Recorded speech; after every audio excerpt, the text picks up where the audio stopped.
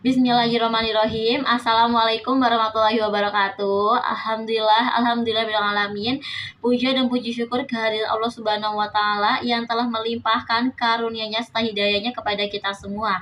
Sebelumnya yang pertama-tama yang saya hormati kepada Bapak Prima Sadewa selaku dosen dari mata kuliah Sasik Inferensial. Kami dari kelompok 1 ingin menyampaikan materi tentang instrumen penelitian yang akan dibawakan oleh saya sendiri dan teman-teman saya. Selanjutnya untuk Azza Ulfiana dipersilakan. Pengertian dan keterkaitan instrumen. Definisi instrumen penelitian adalah alat untuk pengumpulan data. Selanjutnya, untuk keterkaitan penentuan instrumen, itu sangat bergantung pada jenis teknik pengumpulan data yang digunakan. Selanjutnya untuk jenis instrumen penelitian umum. Instrumen dibedakan menjadi dua bagian. Yang pertama, instrumen tes. Berisi serangkaian pertanyaan atau lembar kerja untuk mengukur variabel, keterampilan, pengetahuan, bakat, dan kemampuan seseorang. Selanjutnya, untuk instrumen non-tes, tidak menghasilkan respon yang dapat dilihat benar atau tidaknya. Saya akan menjelaskan materi tentang proses pengembangan dan syarat instrumen. Beberapa langkah-langkah pengembangan tes yaitu 1. Mengidentifikasi variabel. Kedua, menentukan tes. Ketiga, yaitu membuat kisi-kisi. Yang keempat, yaitu membuat tes. Berikutnya saya akan menjelaskan syarat angket yang baik. Pertama itu menggunakan landasan teori yang kuat. Angket harus didasarkan pada teori yang relevan dan kuat untuk memastikan bahwa pertanyaan-pertanyaan yang diajukan relevan dengan tujuan penelitian. Kedua, memuat petunjuk pengisian yang jelas. Angket harus membuat petunjuk pengisian yang jelas dan mudah dipahami untuk memastikan bahwa responden dapat mengisi angket dengan benar. Tiga, pertanyaan atau pernyataan menggunakan bahasa yang tidak ambigu dan baku. Pertanyaan atau pernyataan dalam angket harus menggunakan bahasa yang jelas, tidak ambigu dan baku untuk memastikan bahwa responden memahami pertanyaan dengan benar. 4. Ada pertanyaan atau pernyataan relevan dengan masalah penelitian. Pertanyaan atau pernyataan dalam angket harus relevan dengan masalah penelitian, memastikan bahwa data yang dikumpulkan relevan dan berguna. Kelima, memilih waktu yang tepat untuk pengisian. Angket harus diisi pada waktu yang tepat untuk memastikan responden dapat memberikan jawaban yang akurat dan tidak terpengaruh oleh faktor-faktor lain. Tujuan angket yang baik: pertama, mengumpulkan data yang akurat dan relevan. 2. Meningkatkan validitas dan reliabilitas. 3. Mengurangi kesalahan dan bias dalam penelitian. Kesimpulan dari instrumen penelitian adalah alat utama pengumpulan data yang pemilihannya bergantung pada teknik yang digunakan. Misalnya, pedoman wawancara untuk wawancara, angket kuesioner, dan lembar observasi untuk observasi. Instrumen secara umum terbagi menjadi tes yang mengukur kemampuan maksimal atau prestasi bakat, dan non-tes seperti angket wawancara dan observasi. Bertujuan untuk mengetahui fakta, keadaan, atau variabel tanpa ada jawaban benar atau salah. Jadi, pengembangan instrumen baik tes maupun non-tes bahkan tahap krusial dalam penelitian yang harus dilakukan secara sistematis, mulai dari penentuan variabel, usulan kisi-kisi hingga uji coba, demi menjamin instrumen yang dihasilkan valid dan akurat.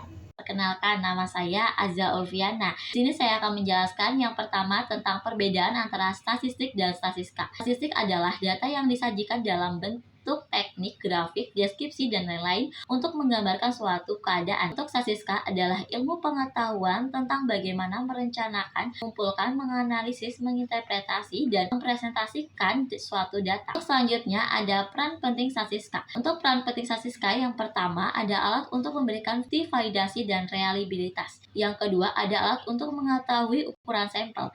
Yang ketiga ada alat untuk menganalisis data atau penyajian hipotesis. Yang keempat ada teknik untuk penyajian data. Selanjutnya ada statistika inferensial dan jenisnya. Statistika inferensial digunakan untuk menganalisis data sampel dan hasilnya digunakan untuk digeneralisasikan pada populasi untuk sampel yang diambil. Untuk pembagian umum statistika, yang pertama ada statistika deskriptif, kedua ada statistika inferensial. Untuk jenis statistika, yang pertama ada statistika parametrik, yang kedua ada statistika non parametrik. Halo teman-teman, di sini saya akan menjelaskan tentang materi proses penelitian. penelitian dan peran statistik. Teman-teman tahu tidak pengertian penelitian itu apa? Penelitian itu adalah kegiatan ilmiah yang dilakukan secara sistematis untuk menjawab suatu masalah atau memperoleh pengetahuan baru. Secara garis besar, proses penelitian terdiri dari beberapa tahap, yaitu satu, masalah.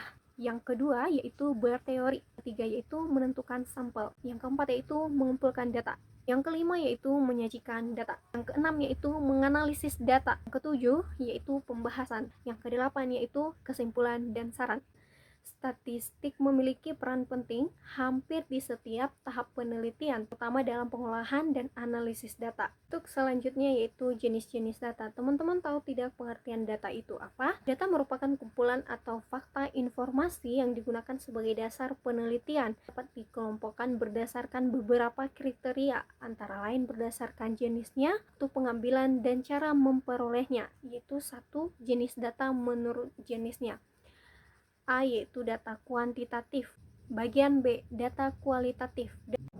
Yang kedua yaitu jenis data menurut waktu pengambilan. A data cross section, bagian B data time series atau berkala. Yang ketiga yaitu jenis data menurut cara memperolehnya.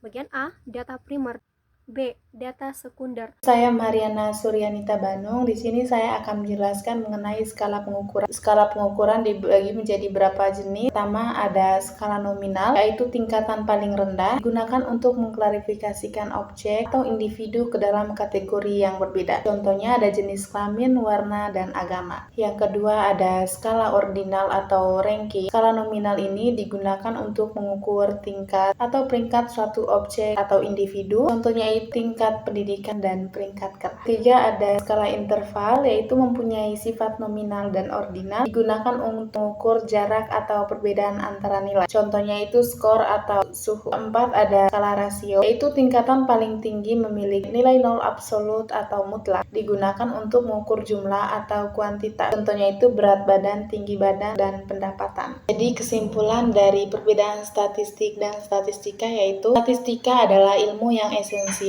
dalam penelitian untuk merencanakan, menganalisis, dan mempresentasikan data dengan peran vital sebagai alat pembentuk sampel representatif, menguji validitas instrumen, dan analisis hipotesis. Inti dari materi ini adalah statistika inferensial yang berfungsi menganalisis data sampel untuk mengeneralisasi kesimpulan populasi. Proses penelitian dimulai dari masalah, dilanjutkan dengan penentuan sampel, dan pengumpulan data menggunakan instrumen yang valid. Sebelum akhirnya data dianalitis untuk menarik kesimpulan. Data diklarifikasikan berdasarkan jenis atau kuantitatif, kualitatif, dan harus diukur menggunakan 4 skala pengukuran. Pertama ada nominal, ordinal, interval, serta rasio. Penentuan metode analisis atau parametrik dan no parametrik bergantung pada kesesuaian data dengan skala pengukuran dan syarat distribusi.